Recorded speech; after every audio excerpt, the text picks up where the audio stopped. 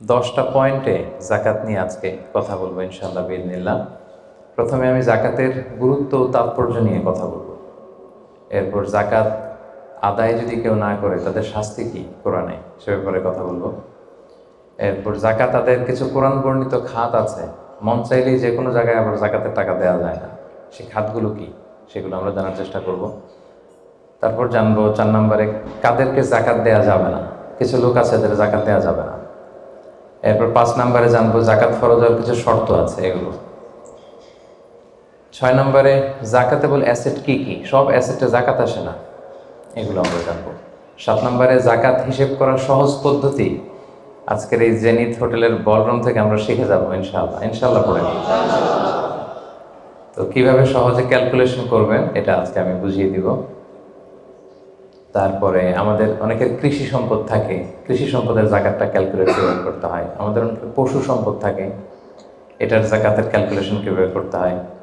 এবং সবশেষে 10 নম্বরে বলবো যে কি দিয়ে জাকাত দিলে বা কিভাবে জাকাত দিলে জাকাতটা প্রোডাক্টিভ হবে, ইফেক্টিভ হবে। আমাদের দেশে দেখবেন যে জাকাতের শাড়ি দেয়, খুব পাতলা শাড়ি, নিম্নমানের শাড়ি, যিনি পায় তারাও ইউজ করতে পারে না, কয়েকদিন ইউজ করার পরেই এটা ব্যবহার অযোগ্য হয়ে পড়ে, রং চলে যায়, ছিঁড়ে যায়। তাহলে তো এটা ইফেক্টিভ হলো না, কি বলেন, প্রোডাক্টিভ হলো না। কিভাবে কি দিয়ে জাকাত দিলে জাকাতটা প্রোডাক্টিভ হয় সেটাও আমরা বলবো।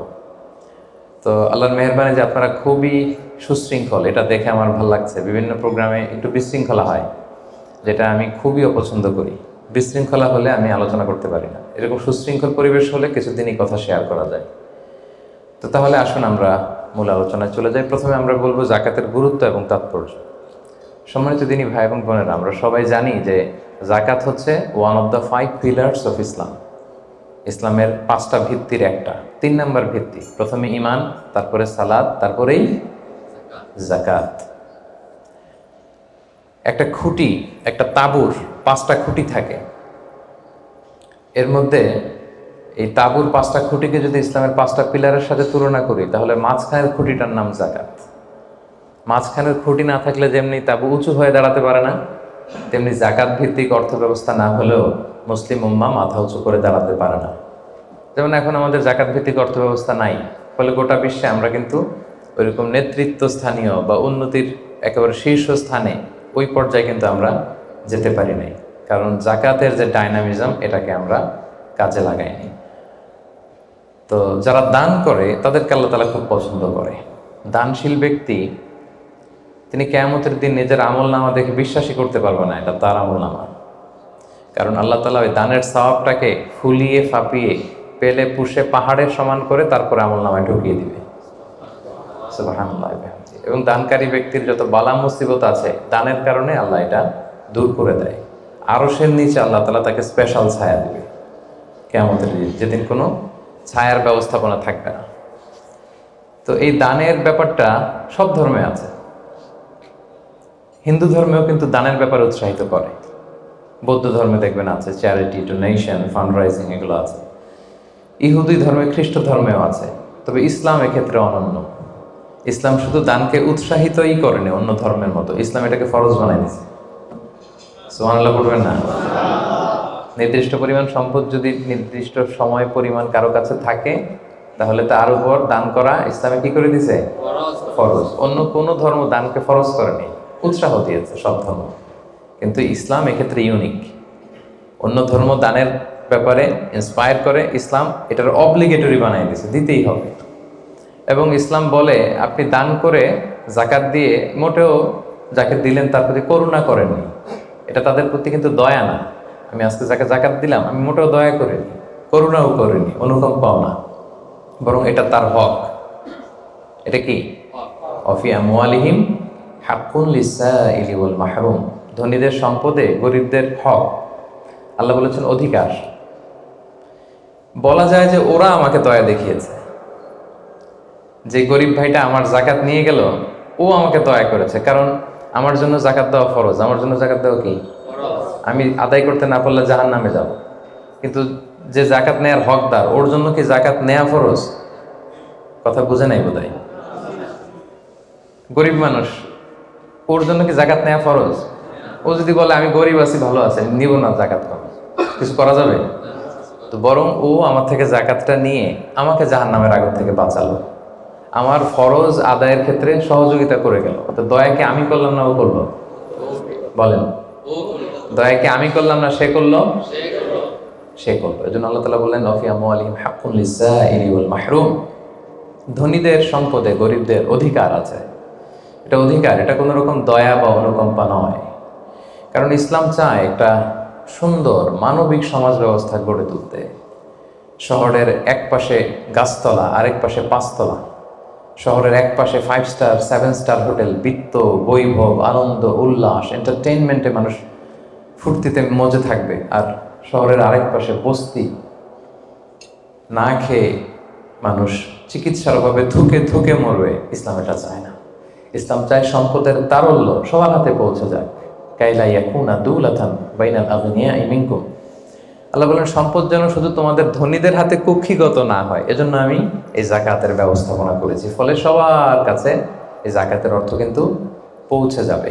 তাহলে সম্মানিত ভাই এবং বোনেরা, আমরা বুঝলাম এই জাকাত কিন্তু যাদের উপর ফরজ হয়েছে এটা আপনাকে আদায় করতেই হবে, এখানে কোনো ছাড় নেই, এবং এটা গরিবদের অধিকার, এটা সোশ্যাল সিকিউরিটি নেট, যাতে সকলের কাছে অর্থের তারল্য পৌঁছে যায়। এজন্য আল্লাহ তাআলা জাকাতকে ফরজ করেছেন।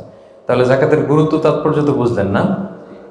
এবার শোনেন, জাকাত ফরজ হওয়ার পরে যদি আমরা জাকাত আদায় না করি তাহলে কি ভয়ঙ্কর শাস্তি হবে। এই আয়াতটা দিয়েই আমি আমার আলোচনা শুরু করেছি, যে ওয়াল্লাযীনা ইয়াকনিজুনা যাহাবা ওয়াল ফিদ্দাতা ওয়া লা ইউনফিকুনাহা ফি সাবিলিল্লাহ ফাবাশশিরহুম বিআযাবিন আলীম। হে নবী, যারা গোল্ড, সিলভার, স্বর্ণ, রূপা জমা করে রাখে, আল্লাহর রাস্তায় দান করে না, তাকে আপনি কঠিন আযাবের সুসংবাদ দিন। আচ্ছা বলেন তো, আযাবের কি সুসংবাদ হয় না দুঃসংবাদ হয়? তারপরও আল্লাহ বললেন কঠিন আযাবের সুসংবাদ দিন। তার মানে বোঝা গেল আযাবটা যে খুব ভয়ঙ্কর হবে, আযাবের তীব্রতা বোঝানোর জন্য আল্লাহ এই এক্সপ্রেশন ব্যবহার করেছেন। ছেলে কথা শোনে না, তখন মা বলে দুষ্টামি করতেছো, বাবা আসলে এমন মাইট দিবে মজা টের পাবা। আচ্ছা বলো তো, মাইট দিলে কি মজা লাগে? মা তো বলতেছে মজা টের পাবি। তোর বাবা এসে এমন মাইট দিবে মজা টের পাবি। মজা লাগে মাইট দিলে? তো মজার কথা বললেন কেন মা? মাইটটা খুব কড়া হবে, মানে চরম পিট্টি দিবে তোমার বাবা, তোমারে আসুক তোমার বাবা। তো এই শাস্তির তীব্রতা বোঝানোর জন্য বললেন যে মজা। তো আল্লাহ বলতেছেন ওদেরকে কঠিন শাস্তির সুসংবাদ দেন, দুঃসংবাদ বলে নাই। আল্লাহ টিপ্পনি কেটে বললেন যে সুসংবাদ দেন। ইয়াউমা ইউহমা আলাইহা ফি নারি জাহান্নাম, সেদিন এই স্বর্ণরৌপ্য যারা জমিয়ে রেখেছে, জাকাত দেয় নাই, এগুলোর আল্লাহ গলিয়ে খুন্তি বানাবে লোহার। ফাতুকুয়া বিহা জিবাহুহুম ওয়া জুনুবুহুম ওয়া যুহুরুহুম, 3 জায়গায় ছেঁকা দেওয়া হবে। কপালে স্বর্ণরৌপ্য জমা করেছে, ব্যাংক ব্যালেন্স জমা করেছে, জাকাত দেয় নাই, এগুলোর আগুনে জ্বলিয়ে লোহার খুন্তি বানিয়ে কপালে ছেঁকা দেওয়া হবে।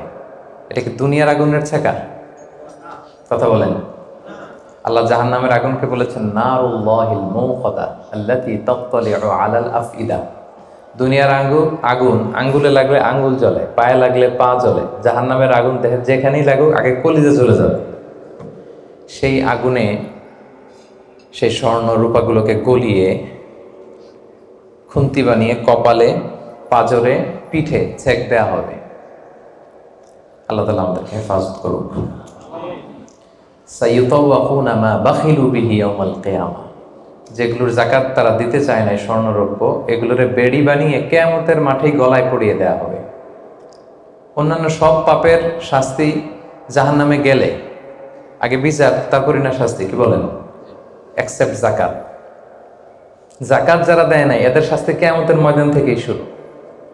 অন্যান্য সব শাস্তি জাহান্নামে ঢুকলে, আর জাকাতের শাস্তি সাইয়ুতাওয়াকুনা মা বাখিলু বিহি ইয়াউমাল কিয়ামা, কিয়ামতের মাঠেই গলায় বেড়ি পরানো হবে। বুঝে শুনে সবাই উত্তর দিবেন।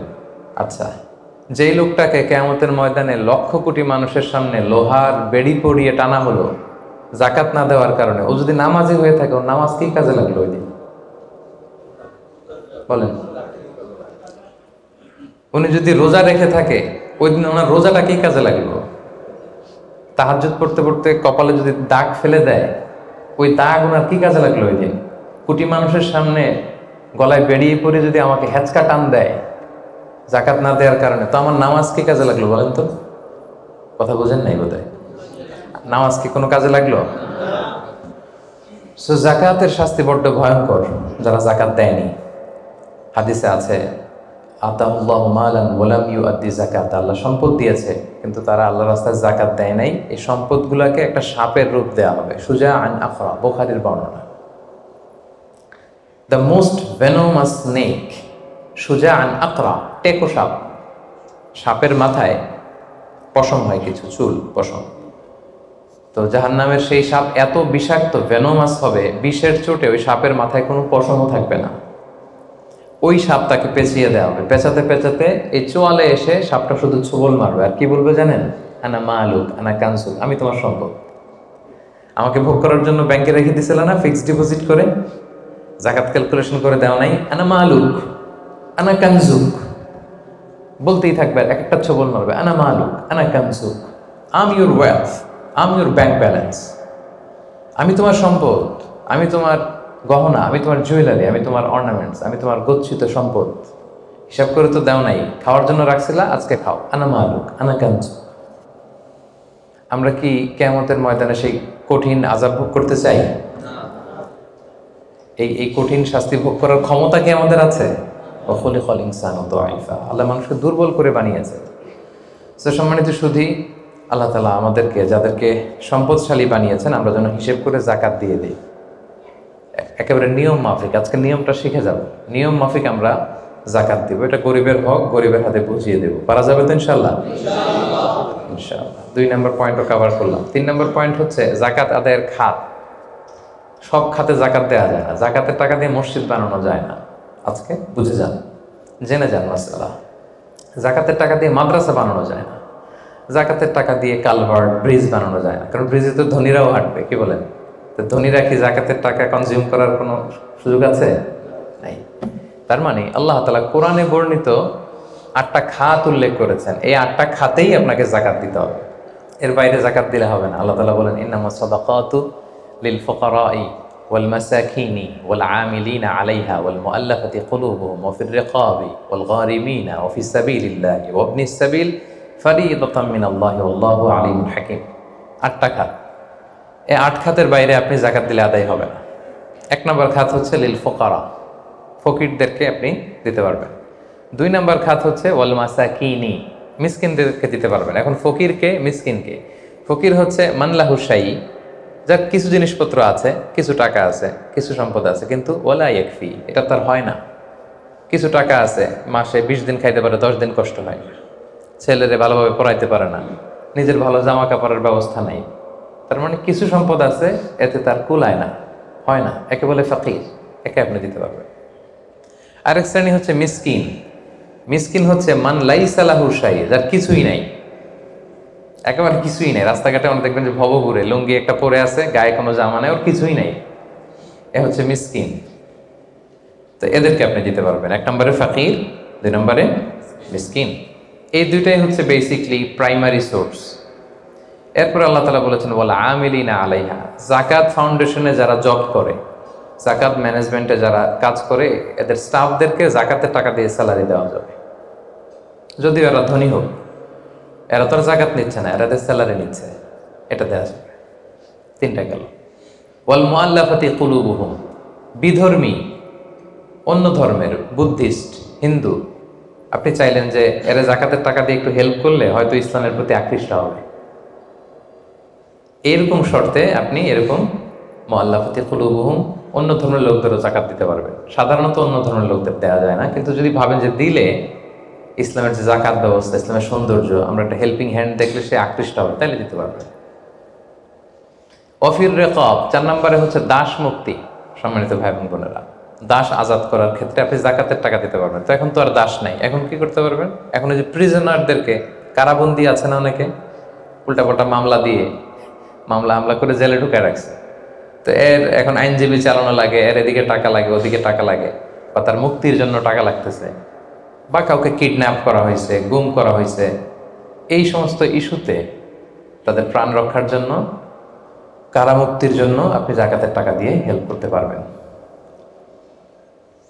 4টা গেল। ওয়াল গারিমিন, ঋণগ্রস্ত ব্যক্তি, ঋণের বোঝায় প্রতিদিন খালি ধরে পাওনাদাররা, তার মানে জীবন চালানো না বিশ্বাস হয়ে পড়তেছে, তাকে আপনি ঋণের বোঝা হালকা করার জন্য দিতে পারবেন।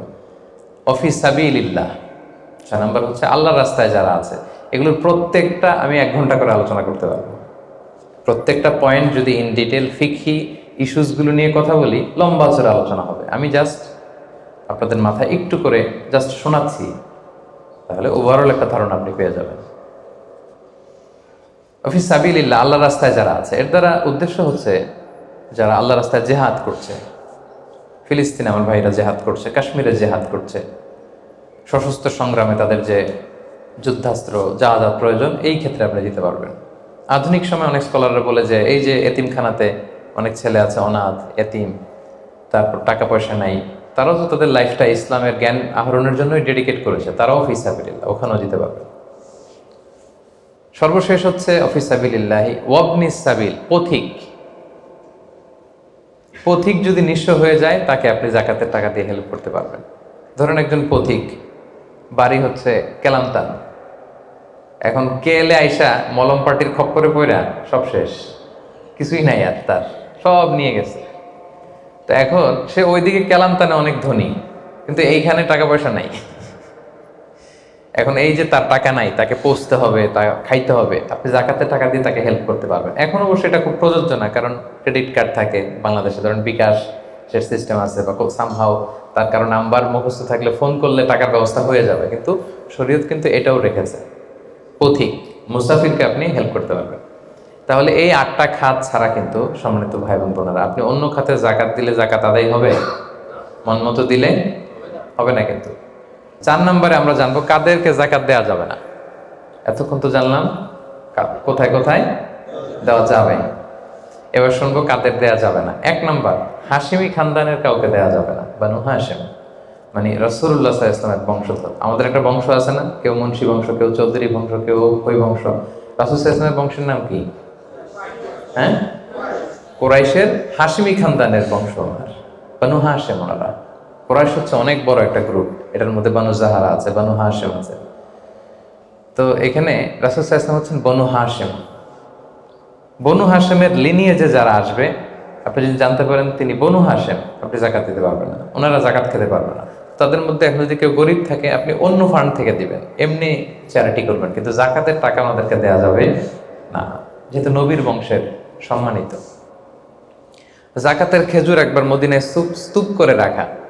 রাসূল সাল্লাল্লাহু আলাইহি ওয়াসাল্লামের ছোট নাতি হুসাইন রাদিয়াল্লাহু তাআলা তখন তো ছোট পায়ে হাঁটতে হাঁটতে যে ওই জাকাতের একটা খেজুর নিয়ে খাওয়া শুরু করছে। বাচ্চা থাকতে তো সবাই আমরা এরকমই করতাম, খাবার পেলেই কি বিস্কিট দেখলে চকলেট দেখলে এটা কার, আমার না কার, ওটা দেখার বিষয় না, আগে মুখে দাও। তো হুসাইন রাদিয়াল্লাহু তাআলা জাকাতের খেজুর তো উনি বোঝে নাই, উনি হাঁটতে হাঁটতে যে জাকাতের খেজুর খাওয়া শুরু করছে। রাসূল সাল্লাল্লাহু আলাইহি ওয়াসাল্লাম দূর থেকে দেখে উনি দৌড়ে গেলেন, যে বললেন কিহ কিহ, হাদিসে আছে শব্দটা, আরবিতে বলে কিহ কিহ, মানে আমরা বাংলায় কি বলি ওয়াক থু, থু মেরে ফেলে দাও, থুতু ফেলো যেটা বলি। রাসূল সাল্লাল্লাহু আলাইহি ওয়াসাল্লাম বললেন লা তা'লাম আন্না লা নাকুলু সাদাকা, নানা ভাই তুমি কি জানো না যে আমরা সাদাকার মাল খেতে পারি না? নাতিকে শিক্ষা দিচ্ছে, এডুকেট করছে যে হুসাইন তুমি কি জানো না যে আমরা সাদাকার মাল খেতে পারি না, আমরা তো বানু হাশিম। এবং রাসূল সাল্লাল্লাহু আলাইহি ওয়াসাল্লাম জোর করে ওই খেজুরটা বের করে দিলেন মুখ থেকে। তাহলে বনু হাশিমের কাউকে দেওয়া যাবে না, অমুসলিম কাউকে জাকাত দেওয়া যাবে না, এক্সেপ্ট ওয়াল মুআল্লাফাতি কুলুবুহুম, যদি এই ইস্যু হয় যে এটা দিলে ইসলামের প্রতি তার একটু আকর্ষণ বাড়বে, এরকম হলে দিতে পারবেন, ইন জেনারেলি দেওয়া যাবে না। 3 নম্বর হচ্ছে ধনী কাউকে জাকাত দেওয়া যাবে না, যার টাকা আছে এরা জাকাত দেওয়া যাবে, পয়সাওয়ালা কাউকে না। তবে এখানে এক্সেপশন হচ্ছে ওই যে ওয়াল আমিলিনা আলাইহা, জাকাত সেন্টারে যদি জব করে স্যালারি দেওয়া যাবে। পথিক হয়ে যদি নিঃস্ব হয়ে যায়, আসলে ধনী তো রাস্তায় টাকা পয়সা হারাই ফেলছে, তাকে দেওয়া যাবে।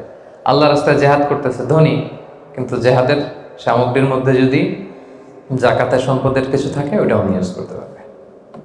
4 নাম্বার, ঔরসজাত সম্পর্কের কাউরে জাকাত দেওয়া যায় না।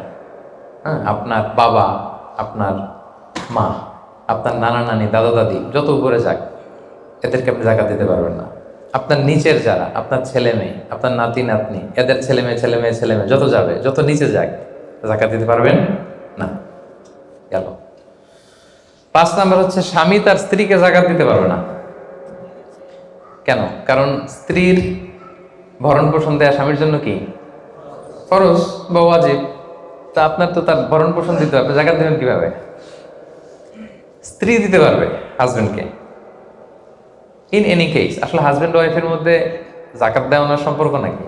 তো ভালোবাসার সম্পর্ক, স্বামী স্ত্রীর মধ্যে তো ভালোবাসার সম্পর্ক।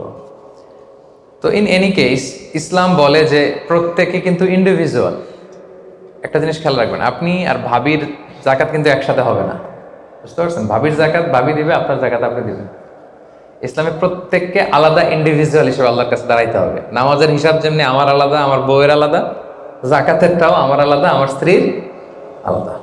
অনুরূপভাবে যাদের ভরণ পোষণের দায়িত্ব আপনার কাঁধের উপর, তাদেরকে আপনি জাকাত দিতে পারবেন না, কারণ এটা আপনার দায়িত্ব, এজন্য পারবেন না। এবার জাকাত ফরজ হওয়ার শর্ত আছে, এই শর্তগুলো আমরা শুনব। 5টা শর্ত। প্রাইমারি শর্ত হচ্ছে নেসাব পরিমাণ সম্পদের মালিক হওয়া, আর এটা হাওলানিল হাওল, 1 বছর থাকা। এগুলো হচ্ছে প্রাইমারি শর্ত। আরও 3টা সেকেন্ডারি শর্ত হচ্ছে আল মিলকিয়া, পূর্ণ ওনারশিপ থাকা, আর জিয়াদা, এটা আপনার অতিরিক্ত টাকা এটা হওয়া, আর হচ্ছে আদামুদ্দুয়ুন, ঋণ না থাকা। এই 5টা শর্ত আমি ব্যাখ্যা করলে আপনি বুঝবেন। 1 নম্বর হচ্ছে নিসাব পরিমাণ সম্পদের মালিক হওয়া। আপনি সামান্য কিছু সম্পদের মালিক হইলে এখান থেকে জাকাত দিতে হবে, শরীয়ত কিন্তু এটা বলে নাই। সুবহানাল্লাহ। আপনি জাকাতের নিয়ম শুনলে দেখবেন যে ইসলাম কতটা ব্যালেন্সড। একটা থ্রেশহোল্ড আছে, একটা স্ট্যান্ডার্ড আছে, এই মানে গেলে দিবেন। সেটা কত? সেটা গোল্ড আর সিলভার দিয়ে রাসূল সাল্লাল্লাহু আলাইহি ওয়াসাল্লাম দিয়েছেন, কারণ তখন গোল্ড আর সিলভারের কয়েন ছিল, মুদ্রা ছিল।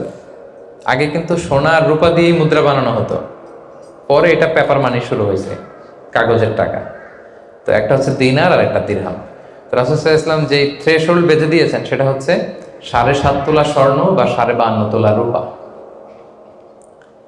আই রিপিট, এটা সবাই জানেন আশা করি, যে 7.5 তোলা স্বর্ণ আর 52.5 তোলা রূপা। আধুনিক সময়ে গ্রাম দিয়ে দোকানদাররা হিসাব করে, তো গ্রাম দিয়ে যদি আপনি বুঝেন তাহলে 85 গ্রাম স্বর্ণ অথবা 595 গ্রাম রূপা, এটা হচ্ছে থ্রেশহোল্ড নিসাব, অথবা এর সমপরিমাণ অর্থ, ক্যাশ টাকা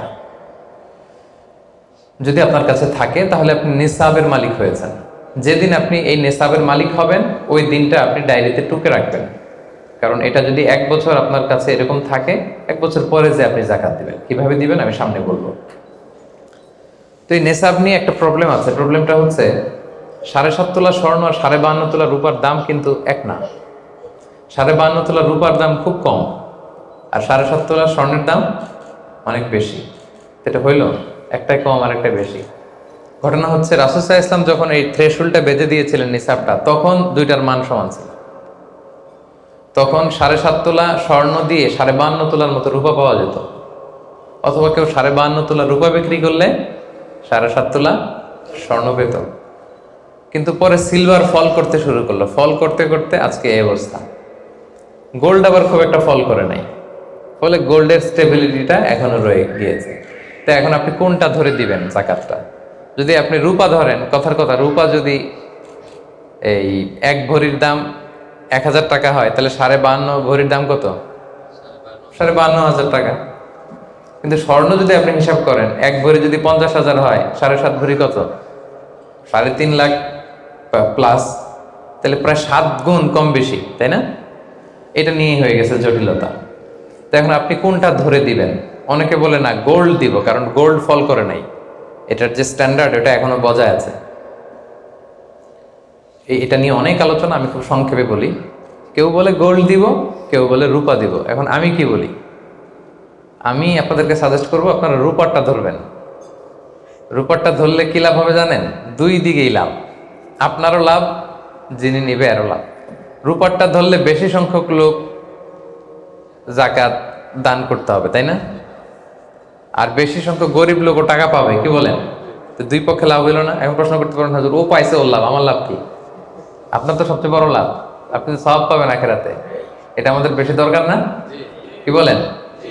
যিনি গ্রহীতা উনি পেয়ে লাভ, তার লাভ হইল, আর যিনি দাতা তিনি সওয়াব পেয়ে লাভবান হইলেন, তিনি সম্মানিত জাকাত দাতা হইলেন। অল্প আসুক না, ধরেন আপনার 1000 টাকা জাকাত আসছে, তা আপনি যদি 1000 টাকা জাকাত দেন, এটা আপনার হৃদয়ে একটা প্রশান্তির কারণ হবে না যে আমি সম্মানিত জাকাত দাতা, আলহামদুলিল্লাহ, আই এম এ জাকাত পেয়ার। এবং এত বড় একটা ফরজ ইবাদতের লিস্টে যে আপনি ঢুকতে পারছেন এটাও তো কম কিসে, কি বলেন? এজন্য স্বর্ণেরটা না ধরে রূপারটা ধরবেন। আপনাদের যে টাকা পয়সা, আপনাদের তো হীরা দিয়ে করা দরকার আপনাদের নেশা।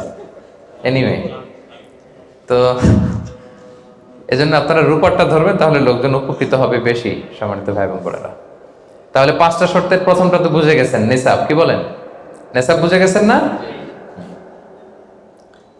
2 নম্বর শর্ত হচ্ছে শুধু এই নেশাব পরিমাণ সম্পদের মালিক হইলেই হবে না ভাইরা, এটাকে হাল আনিল হাউল বলে, মানে 1 বছর আপনার কাছে থাকতে হবে। দেখেন ইসলাম কতটা ভারসাম্যপূর্ণ।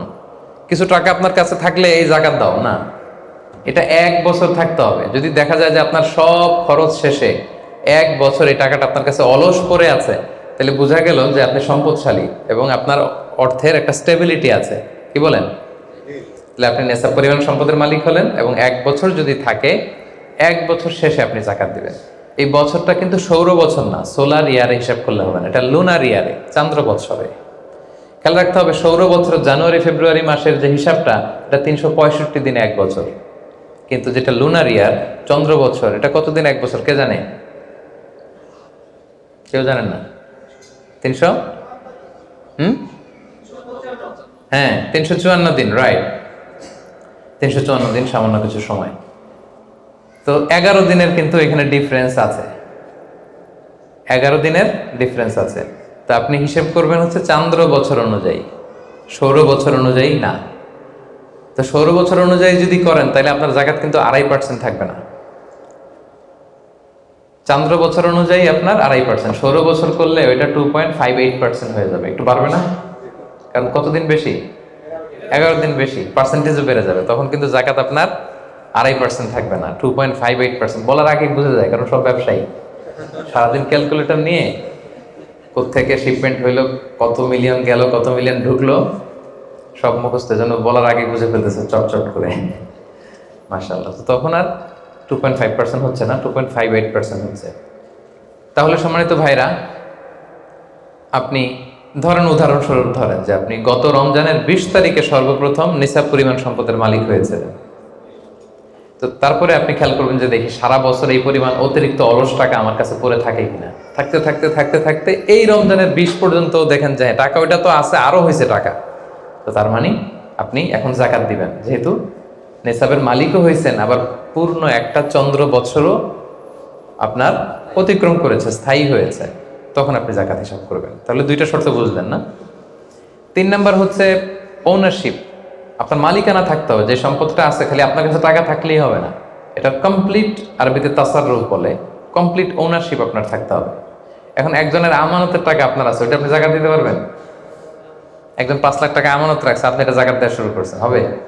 এটা তো উনি জাকাত দেবে, এটা তো আপনার আমানতের টাকা, এই টাকা তো আপনার বুঝাই দিতে হবে। তো আমানতের টাকা কিন্তু কমপ্লিট ওনারশিপ আমার থাকে না, এটার হিসাব আমি করবো না। তো এটা বুঝে গেলেন। 4 নাম্বার হচ্ছে এই টাকা আপনার অতিরিক্ত হইতে হবে, আরবিতে বলে জিয়াদা। দেখেন ইসলাম কত সুন্দর। ইসলাম বলে আপনার নিজের পার্সোনাল এক্সপেন্সিস, আপনার লিভিং কস্ট, আপনার সব ধরনের অ্যাকোমোডেশন, আপনার ট্রান্সপোর্টেশন এক্সপেন্সিস, আপনার মেডিকেল এক্সপেন্সিস, আপনার বাচ্চার স্কুলিং, আপনার ইয়ারলি ট্রিপ যদি থাকে, এন্টারটেনমেন্ট, ধরেন বছরে আপনি একবার ফ্যামিলি আউটিং করেন, এই খরচটা, যত খরচ আপনার হতে পারে, এই সব খরচ শেষেও কিছু টাকা আপনার থেকে যায়, ইসলাম বলে ওইটার উপরে জাকাত দিবে। সুবহানাল্লাহ। জিয়াদা, অতিরিক্ত হওয়া শর্ত। আপনার লাগে, যদি আপনার এই টাকা লাগে, ওটা তো আপনি ইউজ করবেন। আপনার টাকার ব্যবহারের জন্য সবচেয়ে বেশি হকদার কে? আপনি নিজে। আপনার সব খরচ আলহামদুলিল্লাহ সুন্দরভাবে চলে, এরপরেও নিসাব পরিমাণ টাকা বছরব্যাপী যখন আপনার রয়ে গেল, ইসলাম বলে জাস্ট 2.5%। সুবহানাল্লাহ। তাহলে অতিরিক্ত হইতে হবে। সর্বশেষ শর্ত, 5টা শর্তের সর্বশেষ শর্ত হচ্ছে ঋণ থাকতে পারবে না। ঋণ থাকলে ওইটা জাকাত থেকে বাদ যাবে। ধরেন আপনার আছে 5 লক্ষ, কিন্তু আবার ঋণও আছে 5 লক্ষ, কথার কথা। তো এটা তো আপনি আগে ঋণ দিবেন, আপনি তার জাকাত দিতে পারবেন না, এই কথাটা কি বুঝতে পারছেন? আচ্ছা, ঋণ ভাই 3 ধরনের। কয় ধরনের? 3 ধরনের। একটা হচ্ছে আপনার একবারে পরিশোধ করতে হবে, এরকম ঋণ থাকে না, যে আমি মুরাদ ভাইয়ের কাছ থেকে 1 লক্ষ টাকা নিলাম, আজকে আমার জাকাতের হিসাব করার ডেট, তো 1-2 মাসের মধ্যে টাকাটা দিতে হবে। তো তখন এই যে 1,00,000 টাকা উনি পাবে, এই টাকাটা আমি বাদ দিব আমার অন্যান্য অ্যাসেট থেকে। বাদ দিয়ে যদি দেখি যে না, তারপরেও জাকাত হয় দিব, আর না হলে দিব না। কারণ এটা একবারে দিতে হবে। ওনার বলছে যে 1,00,000 আমি একবারে দিয়ে দিব আপনাকে 1 মাস পরে, এইভাবে ঋণটা নিয়েছিলাম। তাহলে কিছু কিছু ঋণ আছে একবারে পরিশোধযোগ্য। ওকে, এটা জাকাতের ক্যালকুলেশন থেকে বাদ যাবে। কিভাবে বাদ যাবে আমি ক্যালকুলেশন করে দেখাবো। ঋণের দ্বিতীয় প্রকার হচ্ছে ইনস্টলমেন্টের কিছু ঋণ আছে, কিস্তিতে দেয়া লাগে। লেটস সে আমি 1 কোটি টাকা দিয়ে একটা গাড়ি কিনেছি, BMW গাড়ি, বা 50 লক্ষ টাকা দিয়ে আমি একটা হুন্ডা গাড়ি কিনেছি, 50 লক্ষ টাকা। তো এটা আমি কিস্তিতে কিনেছি। কিস্তির ঋণ যদি হয় তাহলে আপনি কিন্তু পুরোটা বাদ দিতে পারবেন না। তখন সর্বোচ্চ 12 মাসের কিস্তি বাদ দিতে পারবেন, 12 মান্থসের, তাও এই চন্দ্র মাসের হিসাবে। কারণ জাকাতের হিসাবটা কি 12 মাসের হিসাব, তাই না? এটা একটা ইয়ারলি ক্যালকুলেশন। আপনি পুরোটা যদি একবারে বাদ দেন তাহলে তো আপনার আর জাকাতই দেওয়া লাগবে না। কি বলেন? বাংলাদেশে অনেক বড় বড় সিআইপি ব্যবসায়ী আছে, ওনারা হাজার হাজার কোটি টাকা ব্যাংক থেকে ব্যবসায়ের কারণে ঋণ নেন এবং ওনাদের ঋণ খেলাপি হয়। তো ওনারা যদি বলে হুজুর আমার তো ঋণ আছে, তো উনি আর জাকাত দিবে কি? ওনারাই তো আমার জাকাত দেওয়া লাগবে এখন। কি বলেন? এরকম বড় বড় সিআইপিরা যদি ঋণের দোহাই দেয়, উনি আর জাকাত দিবে কি? উনি তো ঋণী। তাহলে উনারাই কিছু জাকাত আমাদের দেওয়া লাগবে। কারণ আমরা জাকাতের 8টা খাতের মধ্যে একটা পড়েছি, বল গরিমিনা। কি বলেন? ঋণগ্রস্ত ব্যক্তিকে জাকাতের টাকা দিয়ে হেল্প করা যায়। তো উনি আর দিবে কি? উনারে দিই আমরা। ওই ঋণ বাদ দেওয়া যাবে না। ইনস্টলমেন্টের ঋণ হইলে 12 মাসের, আর ওইরকম ঋণ খেলাপি 1000 কোটি টাকা, এগুলো বাদ দেওয়া যাবে। 3 নাম্বার ঋণ হচ্ছে লাক্সারি পণ্য কিনতে যে ঋণ হয়, এই ঋণ জাকাত থেকে বাদ দেওয়া যাবে না। বিলাসিতামূলক কিছু যদি আপনি কিনেন, আপনি একটা লাম্বরগিনি কিনলেন 10 কোটি টাকা দিয়ে, এটা আপনি জাকাত থেকে বাদ দিতে পারবেন? পারবেন না। তাহলে লাক্সারি আইটেমের যে ঋণ, এটা বাদ দেওয়া যায় না। তাহলে ঋণের ব্যাপারটা পুরোপুরি বুঝে গেছেন না? এই 5টা শর্ত যদি থাকে আপনার মধ্যে পাওয়া যায়, অর্থাৎ আল্লাহ তাআলা আপনাকে একটা নিসাব পরিমাণ সম্পদের মালিক বানিয়েছেন, এটা আল্লাহ তাআলা পুরো 1 বছর আপনার এই পরিমাণ টাকা আপনার মধ্যে স্টেবল ছিল, এবং এটার পূর্ণ ওনারশিপ আপনার আছে, এবং এটা আপনার সব খরচের অতিরিক্ত, এবং সবশেষে এটা আপনার ঋণের বাইরে। ওই সম্পদ থেকে আল্লাহ তাআলা আপনাকে জাকাত দিতে বলেছেন। তাহলে জাকাতের শর্ত সবার ক্লিয়ার? এবার হচ্ছে জাকাত যোগ্য সম্পদ কি কি? জাকাতেবল অ্যাসেট, সব সম্পদে জাকাত হয় না। এই পয়েন্টটা খুব গুরুত্বপূর্ণ, আপনাদেরকে মনোযোগ দিয়ে শুনতে হবে। আপনারা মনোযোগ দিয়ে শুনতেছেন তো? আপনি ধরেন ওই যে উদাহরণ দিয়েছিলাম, গত রমজানের 20 তারিখে নিসাব পরিমাণ সম্পদের মালিক হয়েছেন, দেখলেন সারা বছর আছে এই টাকাটা। তো এই 20 রমজানে তো আপনি এখন হিসাব করবেন, তাই না? তো হিসাবে আপনি কি কি ধরবেন? সব সম্পদে জাকাত নাই। আপনার বাসার যে ফার্নিচার, এটা হিসাব করা লাগবে না। আপনার যে ফ্রিজ, আপনার যে এয়ারকন, আপনার যে থাকার যে ফ্ল্যাটটা, আপনার যে বাংলো বাড়ি, এগুলোতে কোনো জাকাত নাই। আপনার চলার জন্য যে গাড়িটা লাগে, এগুলোতে কোনো জাকাত নাই। আপনার নিজের জন্য যে ল্যাপটপ, মোবাইল, যত কিছু আছে, গ্যাজেট বলেন, এগুলোতে কোনো জাকাত নাই। তাহলে কি কিসে জাকাত আছে? জাকাতেবল অ্যাসেট কি, জাকাতযোগ্য সম্পদ কি, সেটা আমরা শুনি। 1 নাম্বার হচ্ছে সোনা রূপা, gold and silver in its any form, যে কোনো ফর্মে, যে কোনো ফর্মে। এটা জুয়েলারি হোক, অর্নামেন্টস হোক, এটা বার হোক, বিস্কিট হোক। অনেকে গোল্ডের বার কিনে না, দেখবেন 999 এর ফাইনেস্ট গোল্ড, একেবারে খাপটাত নাই, 24 ক্যারেটের গোল্ড, 999 লেখা থাকবে ওটার উপরে চকচকে, আপনার গোল্ডের বার, গোল্ডের বিস্কিট। অনেকে শখ করে গোল্ডের প্লেট, টেট, তৈজসপত্র এগুলো কিনে। হ্যাঁ, স্বর্ণের ঘড়ি অনেকে কিনে। পুরুষের জন্য কিন্তু স্বর্ণের ঘড়ি, আংটি কোনোটাই পরা বৈধ না। কিন্তু যদি কেউ কিনে, স্বর্ণের কলম আছে, শখ করে কিনে অনেকে, টাকা রাখার জায়গা পায় না, তো ভাবে যে একটা কলম কিনে ফেলি স্বর্ণের, তারপর স্বর্ণের ঘড়ি, স্বর্ণের এই সেই। তো এরকম জুয়েলারি বলেন, তৈজসপত্র বলেন, যা যা আছে আপনার সব হিসাব করতে হবে in its any form. Gold and silver, এটা জাকাতেবল অ্যাসেট। বোনেরা অনেক সময় প্রশ্ন করে যে যেই গহনা আমি পরি, এটারও কি জাকাত দিতে হবে? ইখতিলাফ পূর্ণ মাসালা, বিশুদ্ধ মত হচ্ছে দিতে হবে।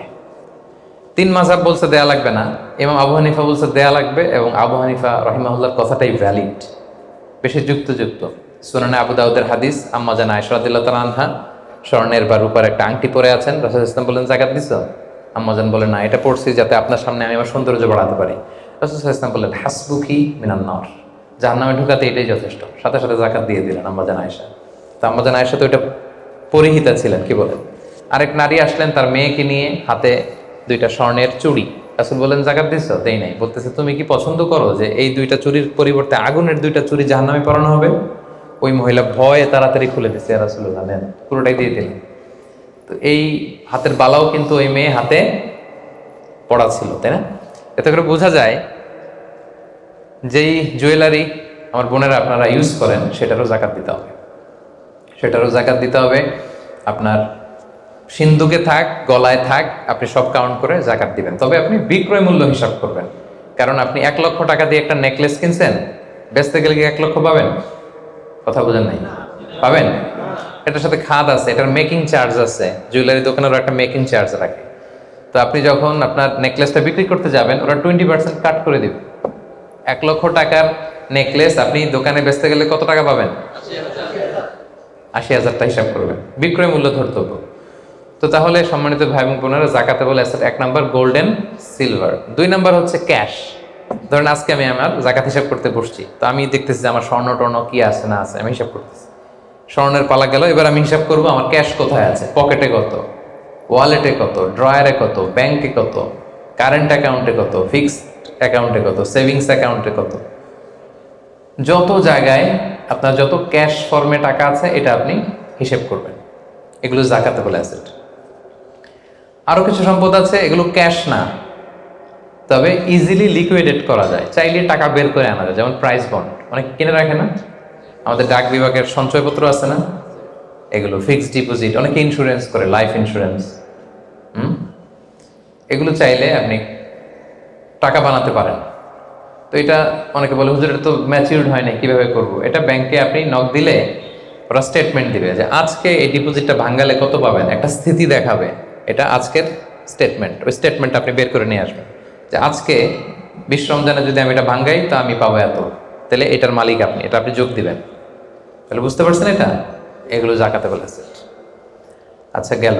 এরপরে ব্যবসার সম্পদ, উরুদ উত্তেজারা, যত ব্যবসার সম্পদ আছে এটা কিন্তু আপনি জাকাতে হিসাব করবেন। উদাহরণ দিই, একজন বিস্কিট ফ্যাক্টরির মালিক, উনি বিস্কিট বিক্রি করে। তো আজকে আমি যে জাকাতে হিসাব করতে বসছি, আমি আমার কোম্পানিতে ফোন দিয়ে আজকে কত carton biscuit ready to sell, কত কার্টুন, ধরেন 50,000 পিস, তো এটার দাম কত, বিক্রয় মূল্য আমি যোগ দেব।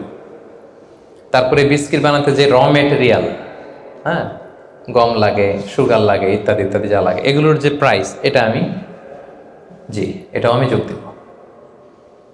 ওখানে ধরবো না কি, ওখানে ধরবো না হচ্ছে যেটা ফিক্সড অ্যাসেট। ব্যবসার ক্ষেত্রে ফিক্সড অ্যাসেট ধরতে হয় না। যেমন ধরেন আপনার ফার্নিচার বা কারো বিস্কিট ফ্যাক্টরি, তার ফ্যাক্টরির যে জায়গাটা, এটা আসবে না। মেশিনারিজ, যে মেশিনে করে বিস্কিট বানায়, ওইটা আসবে না। তারপরে ধরেন এটা লরি ট্রাকে করে বিভিন্ন জায়গায় আমি পাঠাই আমার প্রোডাক্টগুলো, এই যে ট্রাকের দাম টাম, এগুলো কিন্তু ধরা হবে না। এগুলো ফিক্সড অ্যাসেট, মেশিনারি ধরতে হবে না। শুধু প্রোডাক্ট রেডি টু সেল অথবা র মেটেরিয়াল, এগুলো ধরবো। শেয়ার বাজার আছে, অনেকে শেয়ার কিনে, এটাও আপনি ধরবেন, ওই দিন আপনি হিসেব করবেন। শেয়ার 2 ধরনের, একটা আছে আপনার প্রাইমারি, একটা নেট ভ্যালুয়েশন করা হয়, পরে এটা একটু দাম বাড়লে অনেকে দেখবেন যে সারাদিন দেখতে থাকে দাম বাড়লো না কমলো, সেকেন্ডারি মার্কেটে এটা সেল করে দেয়, আছে না? তো এটা আজকের দিনে আমার এই শেয়ারটা সেল করলে কত প্রাইস পাবো, ওই প্রাইসটা আমি যোগ দিয়ে দেবো। ওকে, আচ্ছা গেল। আরেকটা আছে কোম্পানির শেয়ার কিনে অনেকে, ধরেন বিশাল বড়, বাংলাদেশে বড় কোম্পানি বেক্সিমকো কোম্পানি, তারপর ওই কোম্পানি, এটার আপনি শেয়ার কিনবেন, লং টার্ম ইনভেস্টমেন্ট শেয়ার থাকে, ওইটা কিভাবে ধরবেন? ওইখানে কোম্পানির অ্যাকাউন্টসে আপনি নক দিলে জাকাতেবল অ্যাসেট কত আছে এটা ওরা বলে দিবে। বড় কোম্পানিগুলোতে ম্যাক্সিমাম 40% জাকাতেবল অ্যাসেট থাকে। এই যে লিস্টগুলো আপনাকে শোনালাম, এগুলো হচ্ছে জাকাতযোগ্য সম্পদ, আপনার এগুলোর উপর জাকাত আসে। আজকে 20 রমজান, আমার 1 বছর হয়েছে, এগুলো সবগুলো আমি যোগ দিব। তাহলে জাকাতযোগ্য সম্পদ কি, মোটামুটি একটা ধারণা পেয়েছি না? পেলাম। এবার সহজে জাকাত কিভাবে হিসাব করব? অর্ধেক তো হিসাব করেই ফেললাম, কি বলেন? এই যে লিস্ট করে করে স্বর্ণ, ক্যাশ, ডিপোজিট, সঞ্চয়পত্র, আমার শেয়ার বাজার, আমার ইনভেস্টমেন্ট, আমার ডিপোজিট, আমার এটা এটা এটা করতে করতে করতে করতে বিশাল, ধরেন একটা উদাহরণস্বরূপ বলি যে ধরেন 20 লাখ দাঁড়ালো আমার, 20 লাখ টাকা, স্বর্ণের দাম সহ ইত্যাদি সহ সবসময়। এবার হিসাবটা কিভাবে করব? হিসাবটা খুব সহজ। আমার জাকাতেবল অ্যাসেট আমি সব হিসাব দিয়ে পাইলাম কয় লাখ টাকা, 20 লাখ। এবার আমার যদি ঋণ থাকে, আমি ঋণটা এখান থেকে বাদ দেব। আমরা শুরুতে বলছিলাম এক ধরনের ঋণ আছে একবারে দিয়ে দিতে হবে, এরকম একবারে ঋণ দেওয়ার যদি আমার কিছু থাকে ওইটা আমি বাদ দিব। ধরেন আমার একবারে ঋণ দেওয়ার আছে 5 লাখ টাকা, যেটা আমাকে একবারই পরিশোধ করতে হবে অল্প কিছুদিনের মধ্যেই, তাহলে এটা আমি বাদ দিতে পারবো। তো 5 লাখ টাকা যদি 20 লাখ টাকা থেকে বাদ দিয়ে কত থাকে? 15 লাখ। এরপর আমি বলেছিলাম যে কিস্তিতে যে ঋণগুলো থাকে সেক্ষেত্রেও আমি বাদ দিতে পারবো ম্যাক্সিমাম 1 বছর, 12 মান্থস। ধরেন যে বড় একটা কিছু আমি কিনেছি, সেখানে 12 মাসের আমার যে ঋণ, সেই ঋণ আসতেছে ধরেন যে কিস্তিতে, ধরেন আরো 5 লাখ, তাহলে কত বাদ গেল? 5 এ 5 10 লাখ, থাকলো কত? এই 10 লাখ হচ্ছে আপনার নাও জাকাতেবল অ্যাসেট। এই 10 লক্ষের উপর আপনি 2.5% জাকাত দিবেন। আর হিসাবটা যদি আপনি সূর্য বছর অনুযায়ী করেন তাহলে 2.58% দিবেন। সহজ হয়ে গেছে না মোটামুটি? হ্যাঁ, মোটামুটি সহজ হয়েছে না? এরপর এক একজনের এক এক ধরনের বিজনেস, এক এক ধরনের কোশ্চেন থাকবে।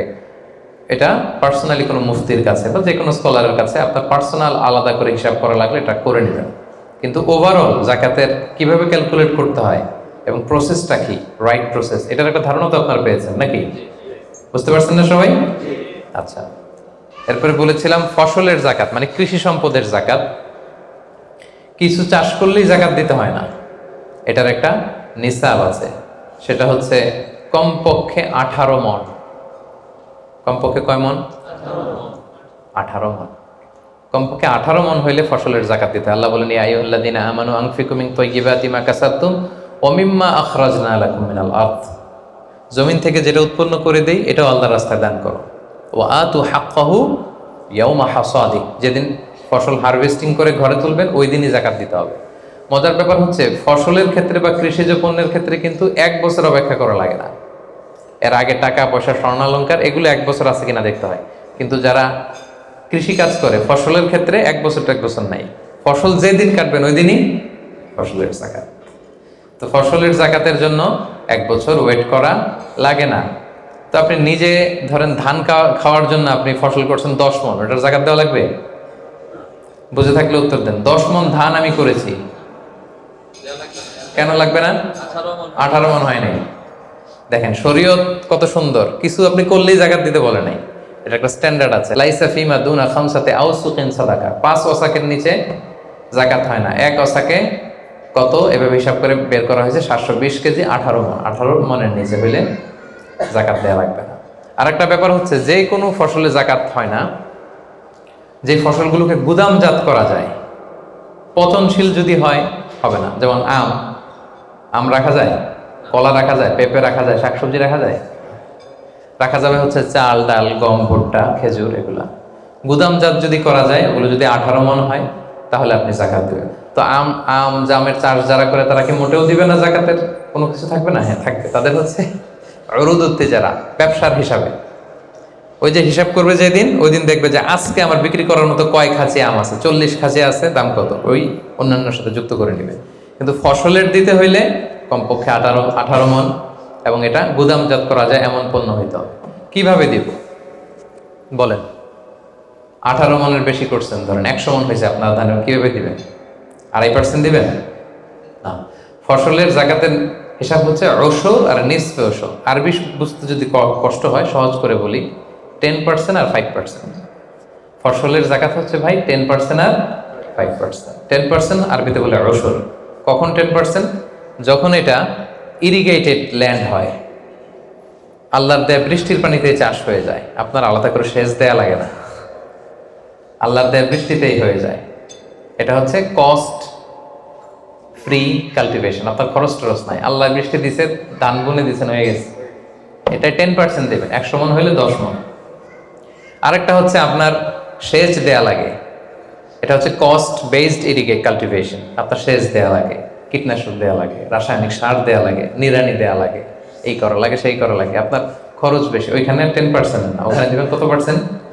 5%। 100 মণ ধানে কয় মণ দেখছেন? তার মানে the more you cost the less you pay, the less you cost the more you pay. সুবহানাল্লাহ। এখন যদি বলেন হুজুর আমার তো কিছু বৃষ্টির পানিতেও হয়, আবার আমিও কিছু পানি দিই, এখন কি করবেন বলেন দেখি, কে বলতে পারে? 7.5% দিবেন? এই তো ব্যবসায়ী হইলে কি সুবিধা, তখন আপনি মাঝামাঝি দিবেন। যেহেতু বৃষ্টির পানির ফ্যাসিলিটিও আপনি পেয়েছেন, আপনারও পানি শেষ লাগছে, দুইটা যেহেতু, তাহলে 5 আর 10 এর মাঝামাঝি কত? 7.5।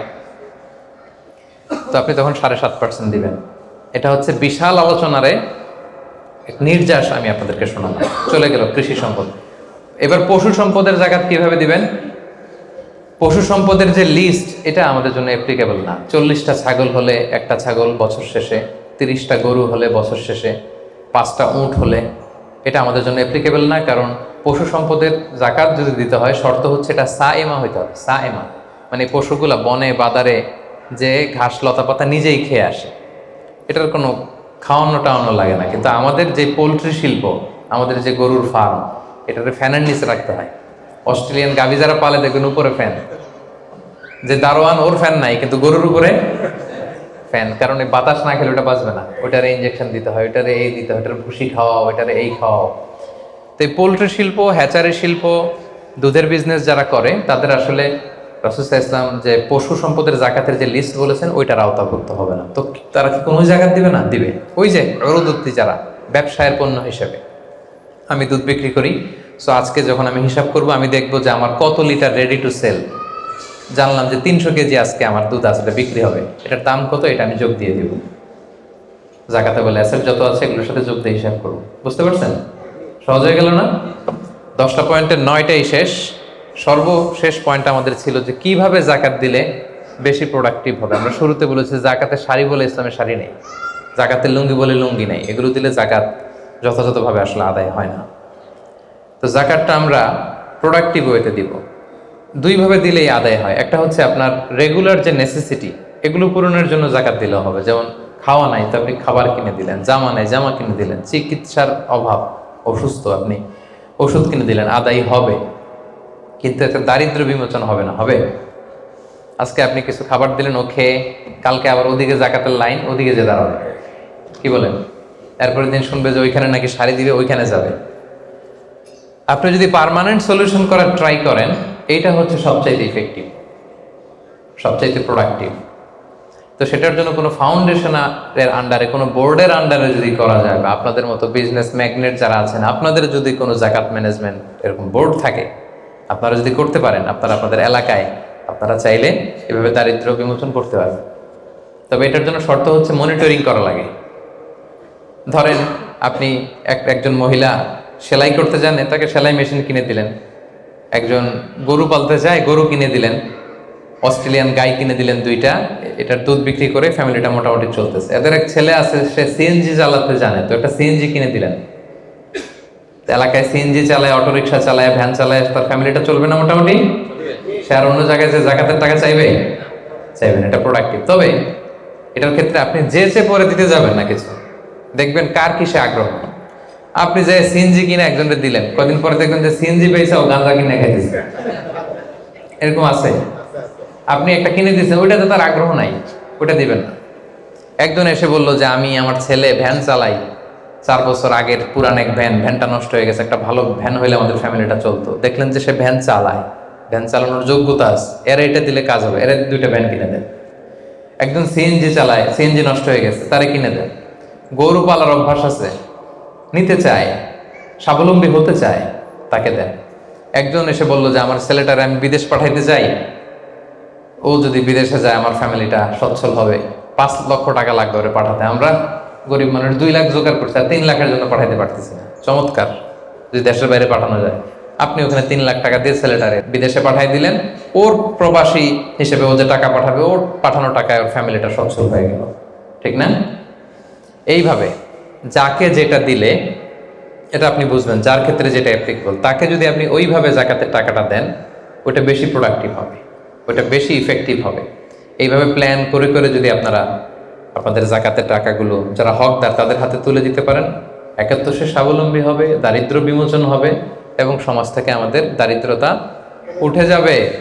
দারিদ্রতা খুব খারাপ জিনিস। রাসূল সাল্লাল্লাহু আলাইহি ওয়াসাল্লাম এই দারিদ্রতা থেকে পানাহ চাইতেন। রাসূল সাল্লাল্লাহু আলাইহি ওয়াসাল্লাম সবসময় পড়তেন, আল্লাহুম্মা ইন্নী আউযু বিকা মিনাল ফাকরি ওয়াল কিল্লাতি ওয়াজ জিল্লা, মানে হে আল্লাহ, আমি দারিদ্রতা, আমি কমতি আর আমি জিল্লতি থেকে পানাহ চাই। রাসূল সাল্লাল্লাহু আলাইহি ওয়াসাল্লাম সবসময় দারিদ্রতা থেকে পানাহ চাইতেন। সো এই দারিদ্রতা বিমোচনের জন্য জাকাতের যে ডায়নামিজম, এটা আমাদেরকে প্রপার ওয়েতে কাজে লাগাতে হবে। আশা করি যে 10টি পয়েন্টে আপনাদের সাথে জাকাত ম্যানেজমেন্টের উপর আলোচনা করেছি। সবাই বুঝতে পারছেন না পয়েন্টগুলো? ওভারঅল কিভাবে জাকাত প্রসেসটা হয়, জাকাত দিতে হয়, একটা ধারণা হয়েছে না? আল্লাহ তাআলা আমাদের সবাইকে কথাগুলো বোঝার ও আমল করার তৌফিক দান করুন। আল্লাহ তাআলা তার মেহেরবানিতে আমাদের যাদেরকে সম্পদশালী বানিয়েছেন, আমরা যেন জাকাত দিয়ে ধন্য হতে পারি, আল্লাহ তৌফিক দান করুন। আমরা যেন এই জাকাতের মাধ্যমে দারিদ্রতা বিমোচন করতে পারি, অভাগা সুবিধা বঞ্চিত মানুষের মুখে যেন আমরা হাসি ফোটাতে পারি, আল্লাহ তাআলা তৌফিক দান করুন। আমি আপনাদের সবাইকে আন্তরিক শুভেচ্ছা, শুকরিয়া এবং অভিনন্দন জানিয়ে এখানেই আজকের প্রোগ্রাম শেষ করছি। হাযা মা ইনদি ওয়াল ইলমু ইনদাল্লাহ আলাইহি তাওয়াক্কালতু ওয়া ইলাইহি উনীব। সুবহানাকাল্লাহুম্মা ওয়া বিহামদিকা আশহাদু আল্লা ইলাহা ইল্লা আনতা আস্তাগফিরুকা ওয়া আতুবু ইলাইক।